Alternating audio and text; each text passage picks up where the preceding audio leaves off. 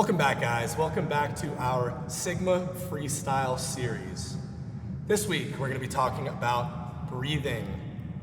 Over the last 2 weeks, we've talked about streamlines and we've talked about kicking, and I cannot stress enough that we have to continue to maintain those fundamentals to continue to move forward to our next skills. So if you haven't seen those videos, make sure to go back, take a look, master them, and then move on to bigger and better things. This week being breathing. Okay, 2 big things to think about when we're talking about breathing. Number 1, where is our head?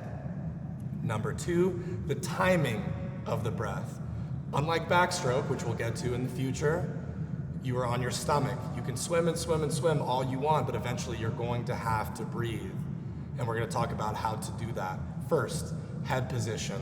Cannot stress enough the streamline. Maintaining that straight body line, head, hips, heels. Remember we talked about the 3 H's is going to be imperative to facilitating our breathing. If all 3 of those things are on the surface, then we're going to have an easier breathing process. The second point is having a balanced kick. Last week, talked about the fundamentals of kicking, keeping it light and loose from the hips, maintaining a nice still body line. If we lose our kick, it's going to make breathing a little bit more difficult, and this is because the legs are going to start sinking. It's going to make our body line a little bit tougher, and once again we're going to lose those 3 H's, which is going to disrupt the whole breathing process. If you go back to our video with Perry working on the front float, he talks about how he is unable to perfectly float without having to move his legs. I also have that similar problem, but it just reminds us of the fundamental things we have to do in order to maintain that body line. For Perry and I, that's continuing to kick nice and light from our legs. Now, focusing on the head position, we've got to think about where our head is. First point, head nice and relaxed on the shoulder.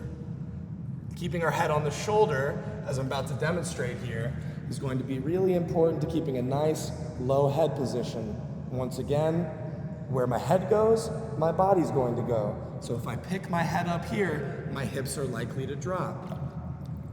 Now, demonstrating this from a full streamlined position,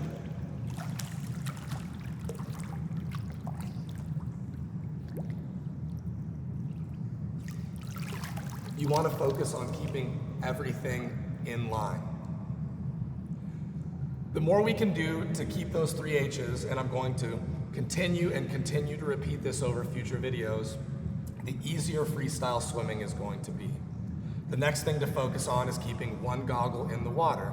Now, if you noticed, I wasn't picking my head up, but rather focusing on keeping one goggle in the water. I'm going to demonstrate this again. Head to the shoulder, one goggle in the water, not picking my head up so that my hips do not drop. These things are going to continue to be very important to our breathing process. Now that we've talked about the head position, we move into the timing. Going back to Perry again, he liked to talk about learning how to blow bubbles. A lot of people have a problem, and we'll talk about this more later in this video, of exhaling and inhaling above the surface. They do a little when their head has surfaced the water during the breathing portion. You want to think about exhaling underneath the water as opposed to exhaling above. This shortens the timing of the breath, makes it a little bit more efficient and a more constant ebb and flow. We want to think about more of a constant ebb and flow through the breathing process. Exhaling underwater, inhaling above the water. Once again, we'll get into that a little bit more later in the video. The last major point we want to think about is when to get our head back in the water after the inhaling. You exhale towards the end of the power phase or the pull phase. On a later video, we'll definitely get into this very soon. The inhaling portion, once you see your hand come into our peripheral vision during the recovery phase, then head needs to go back in the water. So I'm going to demonstrate this all the way through. Head is in the water. Exhaling at the end. See how my head is against my shoulder. Going into the recovery phase, I can start to see my hand. Back in. Once again. Exhale, inhale, head back in the water. We're going to talk about a few of the pitfalls with breathing, go into a few great drills that are going to help you out at the back half of this video. All right, guys, now we're going to practice some in-water breathing techniques. Going back to the front half of the video, we still need to continue to think about our head position and our timing. Those two things are very, very paramount to the breathing process. So with our breathing, I want you to think about keeping low, neutral spine like we've talked about in this video and in previous videos. So if you haven't seen the last 2 weeks, make sure to go check them out. Focusing on a neutral spine, trying your best to keep one goggle in the water, and just a nice light rotation. So the first drill we're going to do is going to just be kicking on our side and just rotating the head, taking a breath, and right back down. Sound good? Good, whenever you're ready.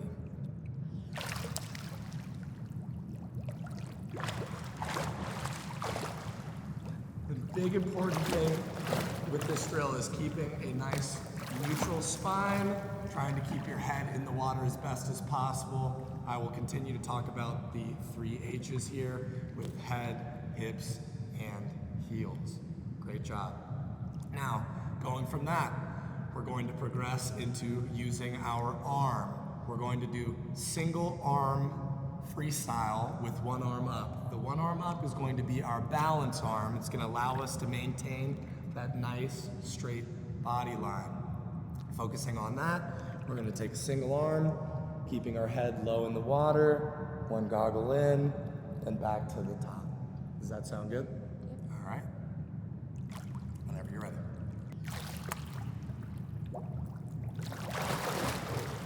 You want to continue to think about breathing early in the stroke, which she's doing very well.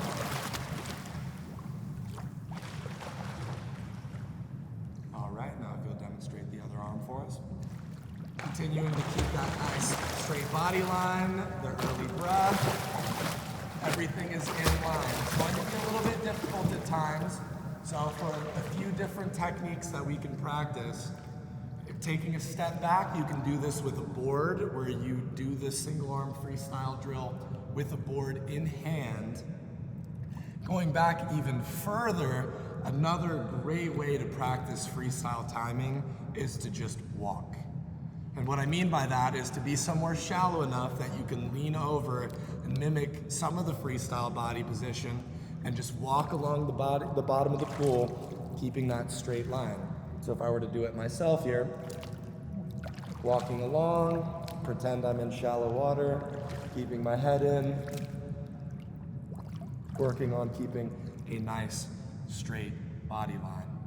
So just to reiterate one more time, we can do that with a board, the drill we just did, with a kick, or you can do it walking along the shallow end. Either way is great way to progress up to doing it normally. Now, just a little side note to close out. The quintessential breathing pattern, as you get more comfortable with the breathing process of freestyle, is every 3 strokes. So breathing every 3 strokes, as opposed to being unilateral with 2, or even breathing every stroke with 1, which is super imbalanced. Breathing every 3 creates a very even, very uniform balance on both sides of our freestyle, so we don't create any muscle imbalances or don't start swimming off and veering off direction to direction. So Saber here is going to demonstrate breathing every 3, which is once again the quintessential breathing pattern of freestyle.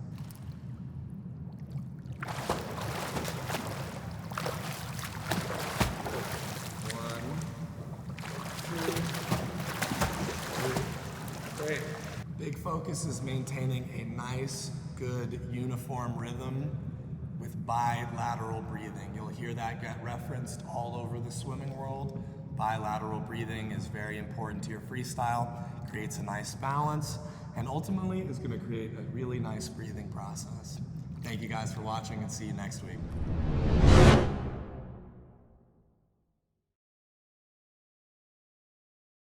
Thanks for watching today's video. If you liked it, be sure to subscribe, share, ring the bell, comment with any questions. If you're in the DFW area and you'd like more information on swim lessons or swim team, be sure to visit www.sigmaswim.org.